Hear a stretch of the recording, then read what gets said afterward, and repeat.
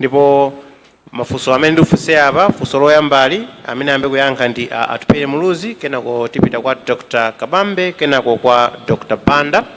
Nkhani yakatangale kuno ku Malawi ikuoneka kuti ikupitirira kukhala vuto lalikulu kwambiri, makamaka pa mmene anthu akuyendetsera zinthu mboma. Kafukufuku amene Afrobarometer inachita ndipo anatulutsa zotsatira zake mu 2024 momwemo, anapeza kuti Amalawi 66 mwa 100 aliwonse akukhulupirira kuti katangale wachuluka kwambiri mzaka zimene zapitazi. 52 mwa Amalawi 100 aliwonse akukhulupirira kuti boma sili kuchita bwino pothana ndi katangale. Kusonyeza kuti pamenepo pali vuto. Anthu onse tikunena apawa akupitirira theka la Amalawi akudandaula kuti zinthu sizili bwino. Nafuna kuti ndingoyamba kaye ndi funso lachidule kuti ndi chifukwa chani ndondomeko zomwe zilipo zofuna kuthana ndi katangale mdziko muno sizikugwira ntchito. Ndikupatsani kaye 1 minute, kenako ndibweranso kuti tikhale ndithu ndi kanthawi kuti tilongosolane nkhani imeneyi. Ndiye ndiyamba ndi umeneko Atupere Muluzi. Mukuona kuti mchifukwa chani ndondomeko zomwe zilipo zimene zinayikidwa kuti tithane ndi katangale mdziko muno sizikugwira ntchito? 1 minute. Katangale ndamene aona nga dziko lino ndinapereka timakamba za foreign exchange ndi dala is part of corruption. Mukuona anthu olemera akugula 1750 per dollar, akuitenga ndrama yomweyo kukaigulisa kwa anthu osauka midzimu mtaunimu, anthu osowa ndrama 4400 per black market. Ife tikatenga boma tikunena kuti we're going to be decisive on dealing with corruption. Number 1, kuonetsetsa kuti corrupt officials must be arrested and must face justice. Komanso repatriation of funds, restitution.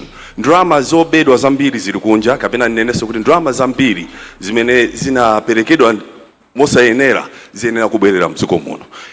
We have to be decisive. Utsogoleri paufunika, it's all about leadership.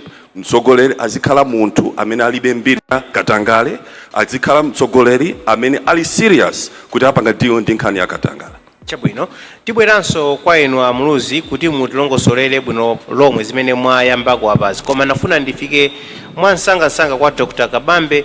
Inu mukuona kuti ndi chifukwa chani katangale sakutha kuno ku Malawi? Vuto lili pati? 1 minute. A President Chakwera alika ka chiphrase gawo amati ntika anthu amene ali mkati mwa katangale amenewo amene a Vice President adziko lanena posera pa kuti mboma muli mbavu osati zamasewera. Na yeso bendulo ali ndi zosera zofotokoza ukatanga amene akuyendera mboma. Anthu akuba actually boma lili losera khali kukhalapo dziko lino akumangopanga perfect the art of stealing. Muyang'ane anthu andale dziko lino akamalowa undalezo, mwina akamalowa mbomamo ali galimoto imodzi, mwina ali nyumba imodzi, akamatuluka they are fifth rich. Muyang'ane among the richest Malawians dziko lino mupeza kuti top on the list of politicians ndi mbava akatangale akuchitika mbomamo. Ndiye athetsa bwanji alondola bwanji ndondomeko zothetsera katangale pamene wafuna apindule mkadale uja abe motivation yoambira ndale afuna abe zotsatira zake basi sanga zilondoleze ndondomeko zimenezo. Dr. Joyce Banda, mfundo zothanirana ndi katangale tili nazo mdziko muno, koma katangale sakutha. Kuwafunsa Malawi akuti katangale akukulira. In 1 minute, ndi chifukwa chani ndondomeko sizikugwira ntchito? Ndondomeko sizikugwira ntchito chifukwa cha weak leadership. The attributes of one of the attributes of a good leader is the ability to assemble a good team. Ndiye munthu zimene zananena ndi Joyce Banda ku Malawi, ukakhala kuti uli ndi good team imene ja imakumvera ndiponso imakuthandizira. Discipline ndi imene imafunika kwambiri. Decisiveness as a leader. Munthu akagwidwa katangale ayenera kumangidwa.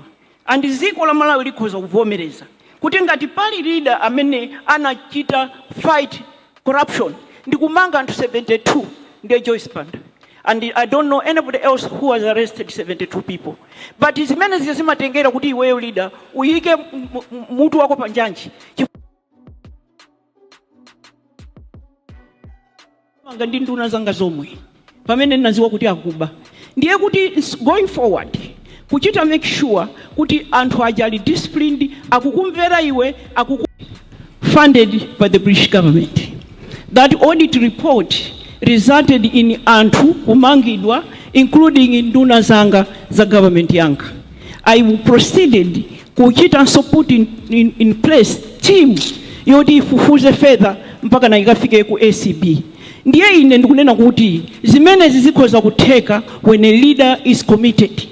Is committed ifukwa iweyo in the process yopanga zimene zija umatozedwanso. Koma ifeyo ine ndikulonjeza kuti kukhala mboma chimene chimafunika chachikulu anthu aja aziziwa kuti ndikaba ndimangidwa. Ine namanga ndi nduna zanga zomwe pamene naziwa kuti akuba. Ndiye kuti going forward kuchita make sure kuti anthu aja ali disciplined, akukumvera iwe, akukuopa iwe ngati leader, akuziwa kuti akaba achosedwa ntchito ndipo samangidwa. Ukachita forensic audit onse amene anatuluka mmene mu 72 ndi manena kuti anamangidwa aja anatuluka mu forensic audit limene. Zikomo kwambiri Dr. Joyce Banda. Lea zikusonyeza kuti ma candidate nonse amene muli pano tikugwirizana kuti mu dziko lino muli katangale. Mwabwera apa mukufuna amalawi azakusankheni. Come 16 September 2025 mwasankhidwa kukhala mtsogoleri wa dziko lino. Mwachidule tatifotokozereni kuti mudzatani pothana ndi katangale yemwe amachitika ku mabwalo a milandu. Ndikupasani 30 seconds akabambe. Ku mabwalo a milandu tikakhala ndi ACB amene akugwira ntchito ya ubwino athana naye katangaleyo ku mabwalo a milanduko monga amene athana ndi katangale mu office ya president ndi executive branch kandi ku parliament ndi ntchito ya ACB kufufuza katangale kwina kulikonse mosasankha ndi kuthana naye kulikonse kwina akampezeko. Dr. Joyce Banda, mwachidule tatifotokozereni kuti mudzathana bwanji ndi katangale yemwe amachitika mabwalo a milandu. 30 seconds. The problem imene mwanena ija kuti anthu ali ndi immunity ma president. Immunity imene ija imakafika mpaka ku court. Judge samatheka kungomuchosa ntchito yayi. So first thing that we must do is as a nation agree, are we going to look at those laws again? Kuti kodi judge akamapezeka kupanga izi tingampange chani? Ifasi kuti mumangotheka kungonchosa yayi amafunika mpaka na ikafike ku parliament. Ndi chitetezo chimenecho amaziwa kuti palibe amene angandikhuze. Ndiye kuti inunso mukuziwa kuti majaji samachosedwa wamba yayi. Zikomo kwambiri Dr. Joyce Banda, ndimafuna inu ngati mtsogoleri amene muli pano kuti amalawi akuponyereni vote kuti mudzathana bwanji ndi katangale ameneyi. Without pointing a finger on anyone else, mudzathana naye bwanji katangale ameneyi mabwalo a milandu. Ine sindingachita point a finger at anybody else. Ndikukuwuzani kuti kuma court it's not easy to remove a judge. It is the law that must be revisited. We must make sure kuti malamulo aku court akulola Malawi kuchosa judge akakhala kuti akupanga zakatangale. Right now mukhoza kukumva koma palibe chimene mungapange. It is such a long process. Zikafike ku parliament achitidwe impeach achitidwe chani koma ine proposal yanga, my recommendation here this evening would be that we look at the law again, and indeed I want to agree with you. There's katangale there. Dr. Joyce Banda. Mwachidule Atupere Muluzi tatifotokozereni kuti mudzathana bwanji ndi katangale yemwe amachitika ku mabwalo a milandu. 30 seconds. Katangale ndi katangale ndizoyipa zikuononga dziko la Malawi. Ine ndikufuna ndinepo yera panopa ine ndithana ndi katangale ngandipasa mpata kuti ndiyendese dziko lino. Tikukamba za mabwalo a milandu. 30 seconds. Katangale kandi kubwalo kwa mulandu kandi chani ndi katangale. Ine ndikunena poyera ngati sinikwanitsa kuthana ndi vuto limeneli ine nzatula pansi udindo as president of this country. I'll be prepared to resign as president if I don't deliver on the pledges, and I will not seek re-election. I know we can decisively deal with corruption because this is what has destroyed this country. Whether it's in the judiciary, whatever sector, corruption is corruption, and there'll be no sacred cows. 30 seconds. Dr. Kabambe, mudzathana bwanji ndi katangale ku nyumba ya malamulo. Chimodzimodzi kuti no mene ACB agwire ntchito yawo ku judiciary agwiranso ntchito yawo chimodzimodzi ku nyumba ya malamulo kulikonse kumene kuli katangale malinga ndi malamulo a dziko lino akuwapatsa mphamvu ACB kupita kulikonse kumene akampeze katangale adzathane naye amene. Dr. Joyce Banda, ku nyumba ya malamulo mudzathana naye bwanji katangale. kunyumba ya malamulo kuli easier than ku court. Chifukwa kunyumba ya malamulo akhoza kuchosedwa munthu uja. Ndiye ineyo kunyumba ya malamulo will make sure just like mboma amene tinachitira 2012 kuti anthu aja akachitidwa identify aweruzidwe milandu ndiponso ene kumangidwa amangidwe. Nthawi imeneje ndi nduna zomwe zinamangidwa ndipo nduna zina zimene zinamangidwa chaka cha 2012 zinali members of parliament. Tathokoza kwambiri Dr. Joyce Banda. Atupere Muluzi mudzathana bwanji ndi katangale ku nyumba ya malamulo mwachidule 30 seconds. Mene ndafotokoza katangale ndi katangale tionetsetsa kuti amene akukhudzidwa ndi nkhani za katangale amangidwe azengedwe mlandu komanso tibweresa zinthu zatsopano. We're going to digitize government services and ensure that we eliminate corruption using digitization. And we're also going to make sure that there is going to be a proper focus on ensuring that we find how the means, how one, in terms of asset declaration, but also find out the means how people have acquired wealth. Dr. Kabambe, pakati pa nduna komanso mtsogoleri wa dziko mudzathana naye bwanji katangale 30 seconds. Choyambirira chimene zapanga ife boma lonse ndikuonetsetsa kuti tapanga institute amati pre-inspection audit.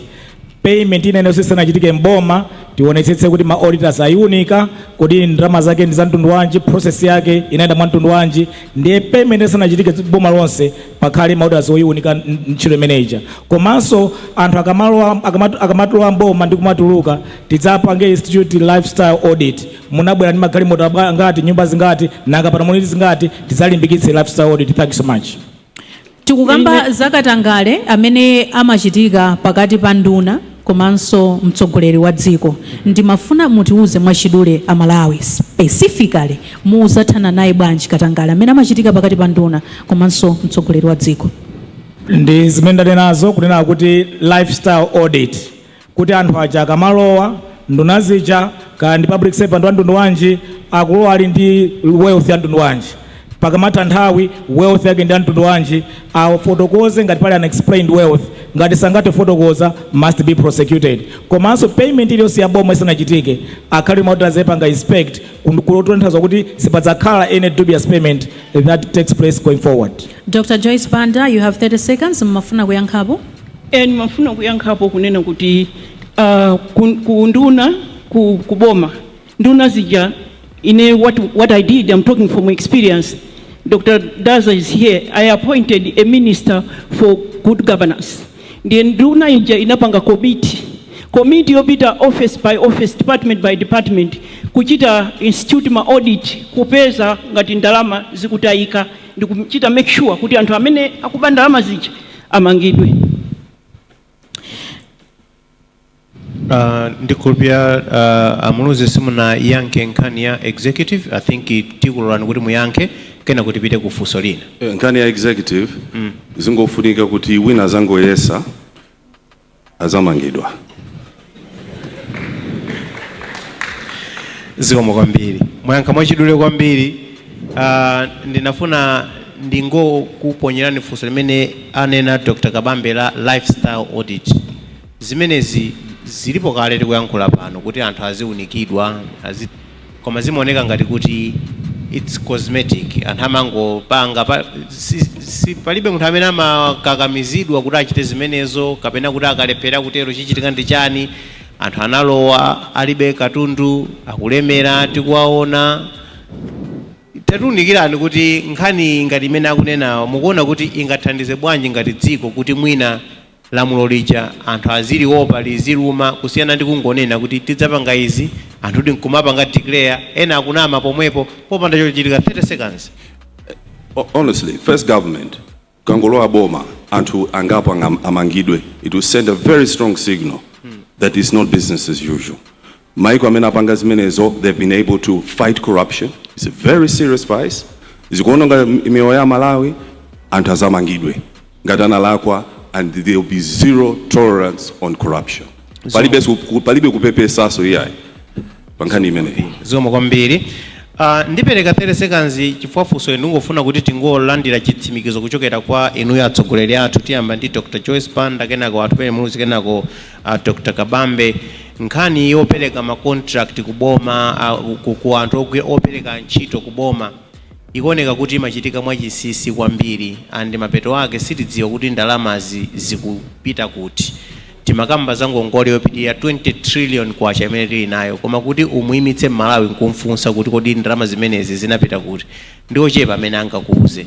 Ena akhala akupempha kuti mwina ndipofunika kuti ma contract onse amene anthu akupatsidwa mboma aziyikidwa poyera kuti anthu adziwe kuti contract iyi yapita kwa uyu ndipo akugwira ntchito iyi, kuti Amalawi azitha kudziwa. Mwina tikamauzana kuti tsopano tili ndi ngongole yochuluka chonchi, Amalawi ena adzakhala mboni kuti ndizoonadi tidaona kuti ndalama zotere zinapita uku, contract inapita. Ndeni mangofuna ndimve commitment yanu ngati ndinokonzeka kuyika ma contract onse omwe anthu akupatsidwa mboma poyera kaya ndi pa internet kuti anthu azitha kupita nkumakaona. Dr. Joyce Banda in 30 seconds, ndinokonzeka kuchita zimenezo? Kale zinkachitika kuti akachita advertise amaperekanso date yoti lero akatsegula maujeni mabidi aja, anthu ngukasonkhana, anthu nkuona kuti zatsegulidwa, anthu akuziwa kuti ine ndalephera chifukwa uyu anachita better than me. Imanager system imanager pano inasokonekera. Ndimangomvesedwa kuti akuti analandira 20 billion 3 billion ndiyo mukayang'anisisanso zikukhala kuti zachisokonezo. Ife inaende ndisimikize kuti tizapita back. We are not even reinventing the wheel. We've been there before. Zinthu zinkaenda bwinobwino. Zikomo kwambiri. Atupere Muluzi, commitment kuchokera kwa inu? Commitment ndikozopereka imeneyo, no problem. Koma the issue mene ndifuna ndifotokoze kuti vuto mene lilipo mdziko lino timatenga kuti boma ndipo pamene ndipodyerera. Ntchito ya boma is not to do business. Business in the private sector. Let's grow the private sector. Tionetsetse kuti private sector yathu azikapanga drama ku private sector, not in government. But I agree with you, transparency is very key on government contracts. Zikomo kwambiri. Dr. Kabambe, commitment kuchokera kwa inu? Commitment yo ilipo, kuma chimene chikumavuta kwambiri pa nkhani ya procurement. Panopo procurement ya boma, it's a criminal enterprise. Anthu akulemera nayo kwambiri chifukwa cha mmene amapatsirana ma contracts iwo. Ife IUTM ndi nkhani tunati ya pre-inspection audit, contract iliyonse sanaperekedwe, ma auditors aunike, munasatira ndondomeko zanji, nanga mtengo umene mukuti atufuna mukonzere chimene mfuwa mukonzecho ugwizana bwanji ndi mtengo wa pansika. Ndi pre-inspection audit izapanga clear and clarify that problem. Zikomo kwambiri. Ndifunsa funso ilekena kwa ndimpatsa nzanga kuti afunse, koma for 30 seconds nkhani ina imene Amalawi akhala kudzidzimuka nayo ndi ama contract amene akhala kuperekedwa ku makampani abodza kapena makampani osadziwika bwino, nkumamva kuti ndalama zochuluka chonchi zagwiritsidwa ntchito ku makampani yakeyo sikudziwika bwinobwino kuti machita chiyani. Nangofuna kuti mutiunikire kuti inuyo mudzachita bwanji kuti mchitidwe ngati umenewu udzathe kuno ku Malawi. Tiyamba ndi inuyo Atupere Muluzi, kenako Dr. Kabambe, kenako Dr. Banda in 30 seconds. Tangoona kuti kachitidwe kamene ngatsopano za mabochare ndi zino zotero nzopsa kwambiri. I think it just requires new leadership.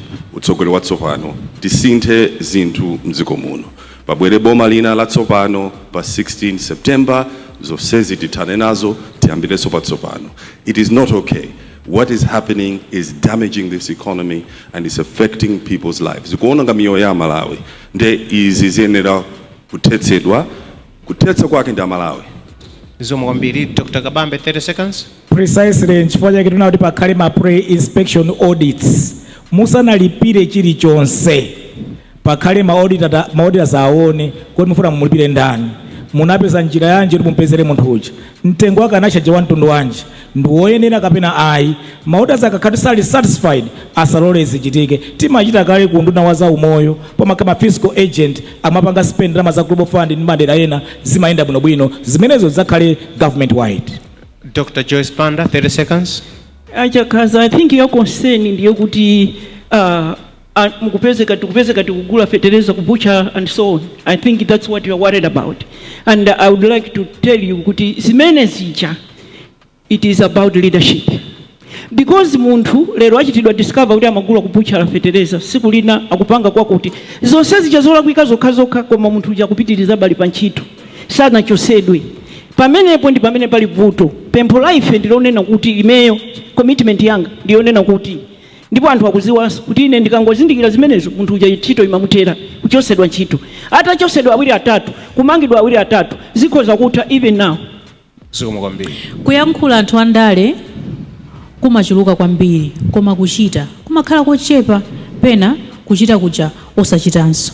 Mwayankhulapo zambiri makandidate nonse nkhani ya ACB, Office ya Auditor General kuipasa mphamvu komanso mabwalo a milandu kuti agwire ntchito yawo. Mudzatani poonetsetsa kuti bungwe la ACB, Office ya Auditor General ndi mabwalo a milandu akugwira ntchito yawo mwaukadaulo popanda kulowererapo kwa anthu andale. Dr. Dalitso Kabambe, you have 2 minutes. Ndizona adi ine ndi mmodzi mwa amalawi ambiri amene ndakhala ndikudalira nkhawa ndikudandaula kuti zimene timaziyembekezera ife amalawi zichitike nthawi zambiri andale samazichita. Ndiye pano ndachoka ku professional ku technocrat life ndabwera ku ndaleku ndimafuna ndionenso kuti zimalepherekera pati. Ndiye amalawi atidikirire akatipatsa udindo pa 16 pano tikufuna zimene timazidandaula zoti zichitikezo tizichite ulendo uno ngati UTM. Ndipo ndifuna ndatsimikizira malawi ifeyo tikalowa mboma zonsezi tizichita. ACB tipeza a very highly competent ACB director ndi timu yake yonse ndi kuwapatsa ndalama maresources oyenera agwire ntchito ya with full autonomy osayang'ana office naso ya munthu. Auditor General's office tipeze competent auditor general, tipeze anthu okugwira nawo ntchito onse abwino, tapase maresources awo. They must do the forensic audits across government wide. Chimodzimodzinso akumakoti chief justice aonetsetse kuti makoti akumatsatira milandu mu nthawi yake. Milandu isamatenge ages kuti ite yayi ngati pali nkhani ayiunike nkhani yonse ija ayifotokoze ayimalize nkhani ija. Ngati munthu walakwa justice must prevail. Justice delayed is not good enough. Chotera aonetsetse kuti mabwalo milandu ikafika mene kuja ikumanenedwa ndi kutha mu nthawi yake. Anthu amene angoganizidwa osalakwa azitha kutulutsidwa. Lero kuma prison kwathu ku remand kuli anthu ankhani ena anangobaka nkhuku ena anangobaka chani milandu yawo ndi angonagona ya zaka ndi zaka ena angoganiziridwa pamene makhoti sanamalize nkhani zimenezo. Tidzakamba ndi chief justice kuti aonetsetse kuti milandu ikumatenga nthawi yochepa. Period ya malamulo yoti mlandu utakambidwa ndi kutha azionetsetsa kuti zonse zachitika. Tikatero ndiye kuti justice system yathu mdziko muno ikhaya bwino. Tathokoza kwambiri. Munazafotokozapo pa nthawi ina mukamba za nkhani yakatangale kuti a vice president Michael Usi akumakamba kwambiri nkhani yokhuza katangale kuti mtsogoleri akukanika kapena mtsogoleri wa Director General kubungwe la ACB akukanika kumanga anthu kapena kuthamangisa milandu yakatangale akhoza kungomuchosa Director General. Ino timafuna tidziwe kuti in case kuti mwapasa mphamvu mwapasa ndalama koma sizikuchitika nkhani yothana ndi katangale inu mukhoza kutani. 30 seconds. ACB director amapanga report I think ku parliament legal affairs committee of parliament nawonso akaine ntchito yoonetsetsa kuti ngati sakukwanitsa ntchito yake ate kunchotsa pa udindo wake. Just like the director public prosecution amapanga report ku legal affairs committee of parliament ngati sakutha ntchito yake amuchotse ntchito yake. Ndicho linga kuti abweretse munthu amene angathe kugwira bwino ntchito. Koma tingatsimikizira Malawi kuti ife ayuti mudzaonetsetsa process yayenda bwino yosankha a highly competent ACB director. Si zimene ziliko pano zoti tingokhala opanda director of ACB for many months and indeed over a year now. Funso lomwe lili kupitanso kwa inu Dr. Joyce Banda ndipo muli ndi mphindi ziwiri kuti muyankhe funso limeneli kuti mudzatani poonetsetsa kuti bungwe la ACB, Office ya Auditor General ndi mabwalo a milandu akugwira ntchito yawo mwaukadaulo popanda kulowererapo kwa anthu andale. Tingonena kuti governance institutions pakali panopo ndizofunika kuziyang'anisisa chifukwa mukaona akugwira ntchito opanda upangiri ndalama zosakwanira ntchito sikutheka. Ma organization ena ngati ku ACB kulibe atsogoleri sanasankhe nthawi zina zimakhala ngati kuti kodi kapena ndi dala.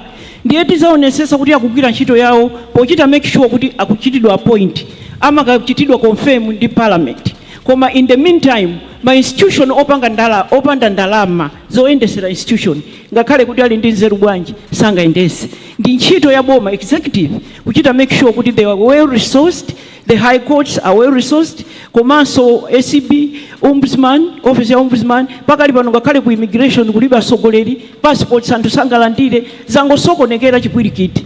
Ndiye ife tikulonjeza kuti ife ya People's Party We will make sure that all those governance institutions are headed by competent people, but not only that, they are well funded. Abagiri Muluzi, muli ndi mphindi ziwiri kuti muyankhe funso lomwelo. Atupere Muluzi, pepani, zimaphonyeka izi. Funso lomwelo, Atupere Muluzi, tatiyankheni, mudzatani poonetsetsa kuti bungwe la ACB, ofesi ya Auditor General, komanso mabwalo a milandu akugwira ntchito yawo mwa ukadaulo popanda kulowerapo kwa anthu andale. Economy yathu yaonongeka yasokonekera. We are in an economic crisis. And we may not see the full effect now, but we are deep in crisis. And Malawians, Malawi Ayamba kuona mene chuma chasokonekera mdziko muno. Kuti tichikonze pafunika kuti tipange zinthu ziwiri zitatu. One, IMF yenera kubwerera. Sibwerera ngati mene mabwerera kale, because they have lost the confidence in Malawi. Whoever comes in has a very tough task to convince their bilateral partners and the IMF to come back. And the IMF is a trigger for other lenders who need, in order for the economy to stabilize, you need to go back on some sort of program with the IMF. Now, there'll be conditionalities. And I know one of the main ones will be the issue of fighting corruption, auditing. What if we're going to have performance contracts for all government officials. They'll be in a performance contract for 2 years, and they have to show results for the work they're doing. Whether you're an ACB, auditor, whether you're whichever part of government, it'll be about results, it'll be about demonstrating results, and there'll be performance contracts that will be signed, and these will be pledges, and there'll be consequences for not meeting with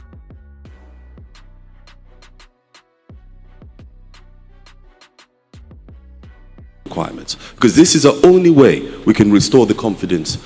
Tathokoza kwambiri Atupere Muluzi.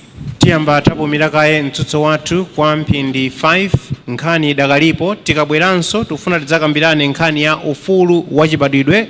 Atolankhani ndi amene timadalira kuti aziunika azidziwitsa amalawi malamulo akamaphwanyidwa zinthu zikamasokonekera zikomo kwambiri. Tathokoza 30 seconds Dalitso Kabambe mudzatani poteteza ufulu wa atolankhani. Ndizoonadi kuti atolankhani pakati pakhala kuvutika kwambiri akapanga zinthu pina kumangidwa vuto lake amama ngawo pano palibepo zikanakhala bwino kanakhala anthu amene ajota ziyankha zinthu ngati zimenezi amamangiranji kuma ifa UTM tikalowa mbomba 16 pano atolankhani adzakhala ndi ufulu wolemba nkhani wogwira ntchito yawo mwakadaulo lawo opanda kuponderezedwa kwina kulikonse. Dr. Joyce Banda mudzatani poteteza ufulu wa atolankhani 30 seconds. Ine ndine munthu mmodzi amene ndinachita china chilichonse chotheka kuti media position yathu pa global index ichoke pa 145 izafike pa 79 ifoti malolera kuti atolankhani ayenera kugwira ntchito mwa ufulu. Number 2, anthu akukanizidwa kusegula ma radio station and ma TV ifeyo ndi amene tinatsegulira kuti even masinodo onse akhale ndi ma television station ndi ma radio station.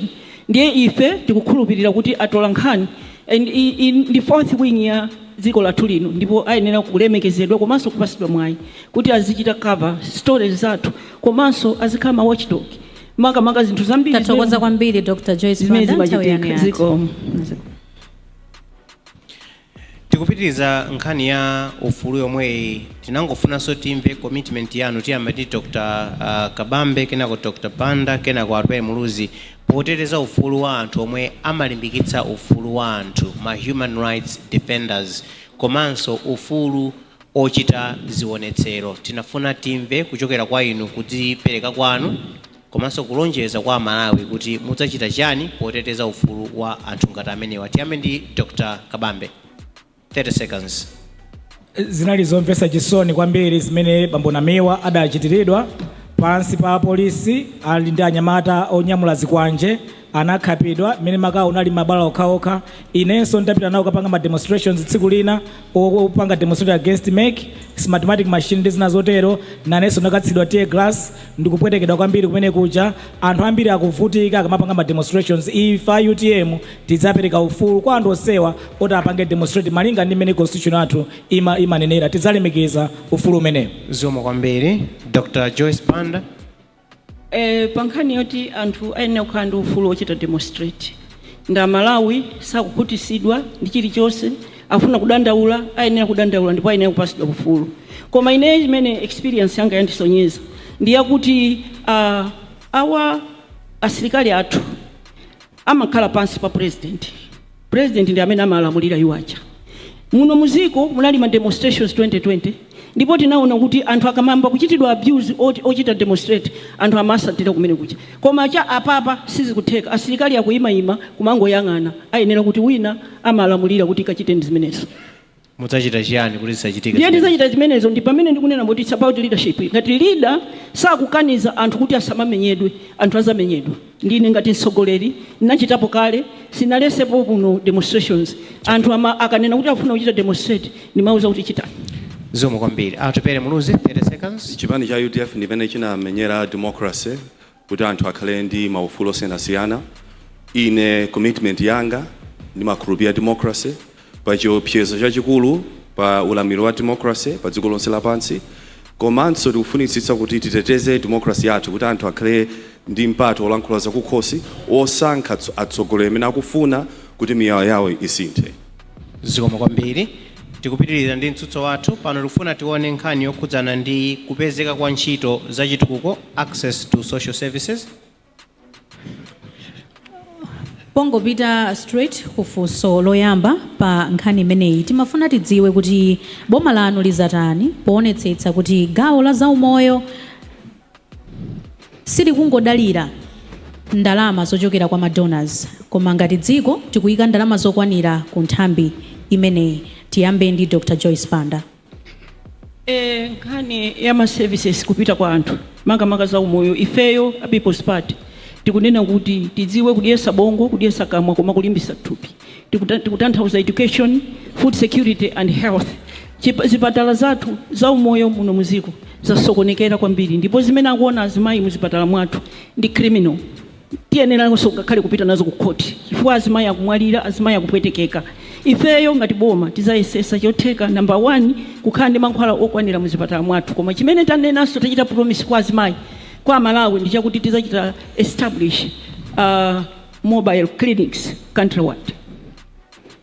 Tathokoza kwambiri. Dr. Kabambe muzatani ngati mtsogoleri poonetsetsa kuti gawo la zaumoyo likulandira ndalama zochuluka koma kuchokera mdziko lathu lomwe lino osadalira thandizo lochokera mayiko akunja. Budget yathu zaka zapitazi kupata chaka chino ndi budget yovuta kwambiri. IMRA akumatolera fupi 4 to 5 trillion kwacha. Atachita bwino akhoza kutolera 5 trillion kwacha. Zimene angatolera IMRA zoti zigawidwe madera osiyanasiyana. Nde ife malingana ndi UTM tanena kuti tidzayika 2.9 trillion kwacha tidzapereke ku konsoli yonse 100 billion kwacha. Mu 100 billion kwacha imene tidzayapatsa ku nsanje padzakhala mbali ya zamaphunziro, padzakhala mbali ya zipatala, padzakhala mbali yokonza nkhani za madzi, padzakhala mbali yoonetsa kuti misewu ya kunsanje yakonzedwa. Ndiye ndi 100 billion tidzayike ife pa district yonse idzakonza ma social services onse amene pa district paja adzafunika kuti achite. Pakali pano budget yathu imene timapangira ndalama zonse zimangopita ku Capitol Hill pamene ka fraction kochepa kamapita ku ma councils. Zikapita ku Capitol Hill kuja ndi paja mangona president achakwera angoyenda ndi nduna zawo ma PS ndana amangokhalira kuyenda ndi paja mamva kuti ku State House kuli anthu 1000 amene alemba ntchito paja mamva kuti ku embassy atumiza anthu 50 embassy yakuti 60 embassy yakuti amangokhala ndi kuyenda kugula zimagalimoto zodula ndalama ziyamazika zonse ku Capitol Hill kumangopangira zimene zijazo. Ife tikudzasintha ndalama zonse zija tikuzipititsa ma councils. Ndalama zina zika 500 billion muzaulimi, 500 billion muzokopa alendo, 500 billion za mafactory, 500 billion za mafactory. Ndiye tikatero 4.9 trillion budget yathu ija yagwirizana ndi ndalama zimene IMRA yatitolerera zonse ziyazathandiza kuti pa services onse health, education and others zonse zikuyenda bwino. Zikomo kwambiri Dr. Kabambe. Atupere Muluzi mudzatani poonetsetsa kuti gawo la zaumoyo likulandira ndalama zochuluka kuchokera mdziko lathu lomwe lino osadalira thandizo lochokera mayiko akunja. Tikudziwa kuti chuma chathu chasokonekera mmene ndafotokoza kuyambirira. Madonors athu amene amatithandiza ndalama 50% ya ndalama imene amatithandiza imene sakuperekaso chaka chino. So we're in deep crisis. Ndiyetene kuganiza mwatsopano. Njira imodzi imene tichite ndikuunika ndrama zimene zili mdziko muno kagwiritsidwe ntchito makamaka pa nkhani za umoyo to save, to make sure kuti tisamaononge ndrama zimenezo. Mbali inaso tiunike mafuta. Mdziko muno mafuta athu, they are the cheapest fuel in the region. Mafuta athu is actually subsidizing the region. Tupezeka kuti tikuononga ndrama zambiri pamene mafuta athu the price of fuel is so low that is making it, most of our fuel being subsidizing our other countries and our neighbors and the region. We have to review that. Ndrama zimene tipanga ma savings zimene ko tikoza kuika kwa za moyo. But the most important thing, the ma reforms amene tichite kuyambirira kuonetsa kuti international confidence ibwerere, investor confidence ibwerere, because economy ikakwera, there'll be more revenue generation. Koma in the immediate poyambirira tuonetsa kuti, one, investing in prevention, two, making sure that we are doing more with what we have and cutting out waste right through government. And as I've mentioned, one area that we can look at is the subsidy on fuel, which can then go to critical sectors like health and social sectors that need support for the poor, because we need to start fixing our economy, but at the same time, we need to make sure that we are cushioning the vulnerable within society that have no medicines, no food, and nutrition is also becoming a very big issue. Zikomo kwambiri tikufuna tisuntheko pa nkhani imeneyi tipite pa nkhani ya maphunziro. Pa nkhani imeneyi ndili ndi mafunso awiri, ndipereka 1 minute kwa funso loyamba, 1 minute kwa funso lachiwiri, ndipo tiyamba ndi Dr. Kabambe, kenako Dr. Banda, kenako kwa Atupere Muluzi. Nkhani ya maphunziro kuno ku Malawi ndi nkhani yomvetsa chisoni kwambiri. Tikuyankhula pano mwayi wa maphunziro ndi vuto lalikulu. Ambiri tikudziwa zoti mwana 16 wokha amene amayamba primary ndi amene amakafika ku secondary pa ana 100 aliwonse. Teacher pupil ratio ndi osalongosoka kuno ku Malawi. Mphunzitsi mmodzi amaphunzitsa ana opitira 80 ku secondary, ana ochuluka kwambiri. Koma nkhani inanso imene ikudzetsa nkhawa kwambiri ni nkhani ya ndalama zimene zikupita ku sector imene ya maphunziro. Muona kuti ndalama zambiri timadalira maiko otithandiza pachuma, makamaka dziko lija la United States of America. Ndipo pano tikudziwa kuti tsopano zinthu zasintha, thandizo limene timadalira lija m'magawo ambiri silikufikanso. Komabe ngati boma muli ndi udindo onetsetsa kuti maphunziro akupita patsogolo. Ndiye funso loyamba ndikupatsani 1 minute kuti mutiuze kuti boma lanu lidzachita chiyani pothana ndi mavuto akuchepa kwa ndalama zomwe zimapita ku maphunziro mdziko lino, pothana ndi mavuto amene ndinatchula aja, makamaka kuti mukwanitse kupanga cover gap imene ilipo kamba ka ndalama zina zimene timande kuchokera kwa anzathu otithandiza zimene tsopano asiya kutipatsa. Ndi kupatsani 1 minute Dr. Kabambe, kenako Dr. Banda, kenako Muluzi. 1 minute. Job ndi agenda yathu ya 100 billion kwacha pa console iliyonse zikukagawidwa pa console pacha, akakumana pa console akuona maphunziro tikenda mazingati, nanga kuzachipata tikenda mazingati, nanga kusamadzi tikenda mazingati. Ndiye kumaphunziroku aone maskulu ankomba phala mwachitsanzo kuchikwawa afunika angati, malo ake ati, kodi ana akumayenda madistance atali kuti, nanga ma secondary school kapati ngaike mkomba phala ndikukhala ndi primary ndikukhala ndi secondary school pomwepo madera momwemo kuti ana asamayende mitunda itali. Ndiye ife tikapanga inject 100 billion kwacha chaka ndi chaka kwa zaka 5, tidzaonetsa kuti ma school blocks onse ofunika akhalepo adzakhalapo, zipangizo learning and teaching materials zilipo, aziphunzitsi onse ofunika akhale malo mwake alipo, masalari yawo aunikidwa bwino, akulanda masalari abwino. Ndi chifukwa chake ife tikupanga propose 100 billion kwacha ku console yonse ikonse mavuto onsewa. Zikomo kwambiri. Dr. Joyce Banda, 1 minute. Ine nimafuna nene kuti ndalama tu muno zilimo. Tisanapite kuyang'ana kunja muno muli ndalama zambiri. Ngati anthu angathe kugula 100 zima VX nthawi imodzi, ndalama zilipo zotikoza kukusa zothandizira maphunziro. Koma chachiwiri ine ndikuziwasa kuti ku Ministry of Education mutaonesesa kuli ghost workers, kuli masukulu atunthu amene amalandira allocation every month but they don't exist. Zimenezo mukang'anisise komweko. ndiye ine ndikuziwa kuti titakhala serious austerity measures, kupirira, kuzimana, kutolera ndalama zimene zilimo muno, kuzikusa pamodzi, kuzika pamodzi, zikhoza kuthandizira kumaphunziroko. Zikomo kwambiri. Atupere Muluzi, 1 minute. Yeah, drama, yes, zilipo, and tikoza kuunika kuti tikoza kuisira bwanji drama zimene zili momuno, koma sizikwanira. It's not enough. We're in a serious economic crisis. Zimene zikufunika panopa is to renegotiate. Maka ndi anzathu kunja kuti atithandize.